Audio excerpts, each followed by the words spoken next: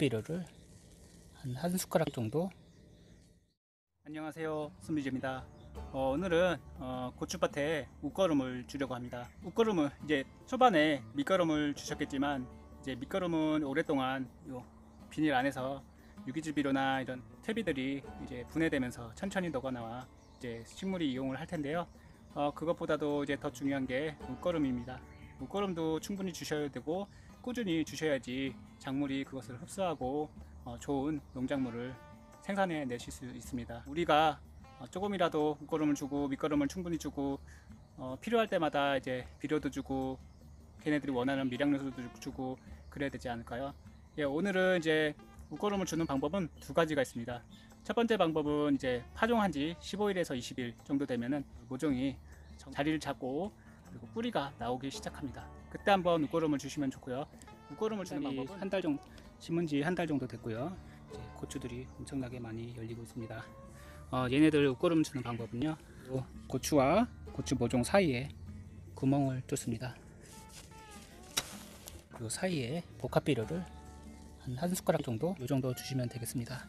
예, 비료는 적당히 주시는 게 좋습니다. 여기 이 모종과 모종 사이에 모종이 좀 간격이 넓으시면은 좀 가까이 주시고, 이렇게 모종 사이가 이 정도 되면은 뿌리가 한 이 정도 나오지 않았을까 생각되는데, 한 이 정도 해주시면은 이게 녹아서 얘네들이 이제 비료를 흡수하게 됩니다. 비료를 뿌려주시고, 이제 비료 뿌린 곳은 흙을 살짝 이렇게 흙을 덮어줘요. 여기도 덮어줍니다. 두 번째 방법은 이제 모종을 심은 지 두 달이 다 되어가는 고추들이 있는데요.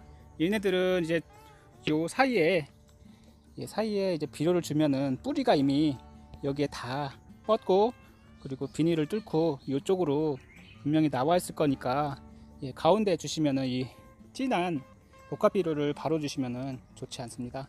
그렇기 때문에 오늘은 이제 두 번째 방법은 이제 파종을 하고 한 달, 그리고 한 달, 두 달 정도 됐을 때 이제 웃거름으로는 요 골 사이에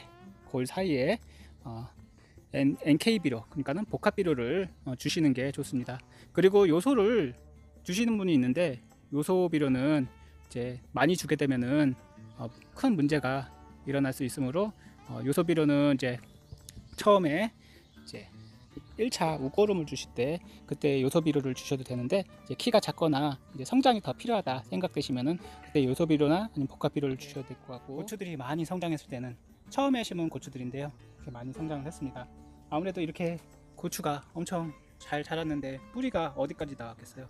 이 주변에 다 있다고 보시면 됩니다. 그렇기 때문에 요 골 사이에, 보통 이래 고추와 고추 사이 골이 있지 않습니까? 그 위에다가 복합 비료를 살살 조금씩 뿌려주시면 되겠습니다. 양은 한 주먹씩 정도만 뿌려주도록 하겠습니다. 그러면 1차 묵비료 주도록 하겠습니다. 오늘은 간단하게 복합 비료를 주고, 그 다음에 이게 살살살 뿌려주고, 그리고 물을 살짝 주시면은 아무래도 비료가 녹아내리면서 얘네들이 흡수를 잘 하겠죠. 물을 주시고 비료를 주시는 것도 좋고, 비료 주시고 물을 살짝 주시는 것도 아주 좋은 방법입니다. 한번 비료를 해봅니다. 요소 비료는 처음에 이제 성장이 더디다, 좀 키를 더 키워야 되겠다 그러실 때는 요소 비료를 조금 주시고, 그 이후에는 요 NK 비료를 주시는 게 좋습니다. 그리고 저는 그 이후에 요 골에 유기질 비료와 퇴비를 좀 더 웃거름을 줄 예정입니다. 이 퇴비는 이제 물을 주게 되면은 거기 있는 양분이 바로 얘네들이 흡수할 수 있고요. 그리고 그 유기물들은 이제 천천히 녹아서 얘네들이 이용을 할 수 있겠습니다. 그리고 유기질 비료도 마찬가지로 여기에 뿌려주고 쇠고랑으로 살살 긁어주면은 그것들이 이제 분해되는데 한 달 정도 걸리거든요. 그렇게 되면은 오늘 복합 비료 뿌리고 이제 유기질 비료도 뿌려주면은 얘네들이 아주 맛있게 먹어주겠죠. 비료 한번 뿌려보겠습니다.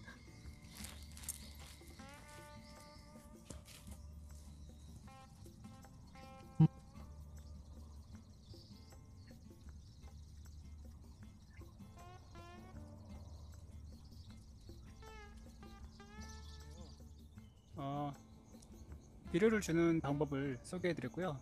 그리고 제일 중요한 어떤 비료를 추비로 줘야 되는지 알려드리고 싶어서, 추비에는 요소, 그리고 질소, 인산, 가리가 들어있는 복합 비료가 있고, 그리고 질산, 칼슘, 뒤에 보이시는 NK 비료, 질소와 가리가 들어있는 그런 비료입니다.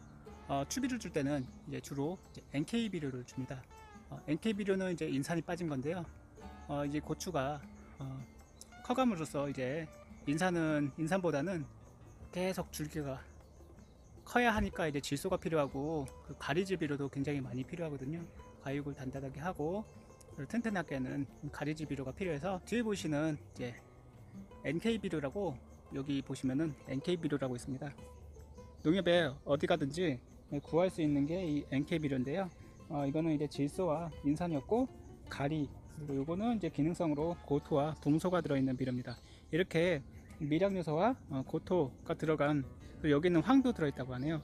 이런 비료를 쓰시는 게 굉장히 좋습니다. 그리고 1차 생육 상황에 따라 내 고추가 좀 많이 크고 더 이상 키가 크지 않았으면 좋겠다 싶으시면은 그때부터는 1차 비료를 이제 여기 보시는 NK 비료, 질소와 가리가 들어있는 그런 비료를 이제 30일마다 한 번씩, 요 보이시는 여기가 헛골이라고 합니다. 예, 가운데 있는 골에다가 살살 조금씩 뿌려주시면 되겠습니다. 이제 300평당 한 포 정도 주시면 될 것 같고,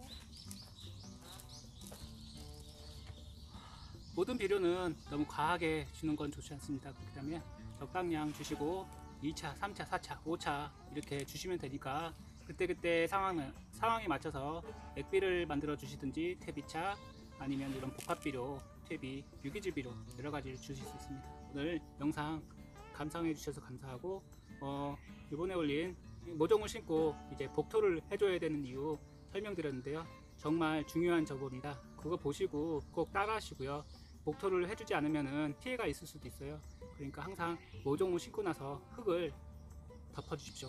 그래야지 작물이 자라는데 큰 문제 없이 잘 자랄 겁니다. 오늘 영상 감상해 주셔서 감사하고, 농사 짓는데, 텃밭 농사 짓는데 큰 도움이 되셨으면 좋겠습니다. 이후 많은 영상 올려볼게요.